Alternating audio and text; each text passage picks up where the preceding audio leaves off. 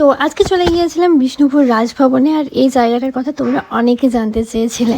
তবে hi hello everyone, সবাই কেমন আছো? আমি মেকআপ আর্টিস্ট রিয়া, আর আজকে তোমাদের সাথে এই জায়গাটারই একটা ব্লগ শেয়ার করব। আজকে একটা নতুন ব্লগ আবারও শেয়ার করতে এলাম। এটা অনেক দিন আগে আমরা চলে গিয়েছিলাম একটা জুয়েলারি শুটে, আর এই জায়গাটা এতটা সুন্দর ছিল, মানে অসম্ভব সুন্দর জায়গা।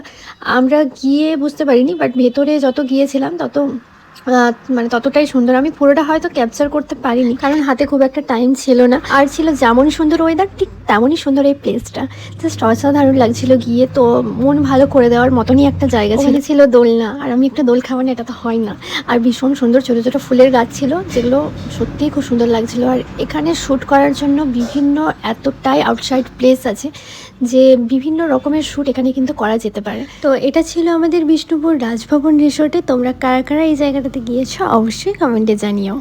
তো চলো আর বেশি ফাট না বকে আমরা চলে যাব কাজ।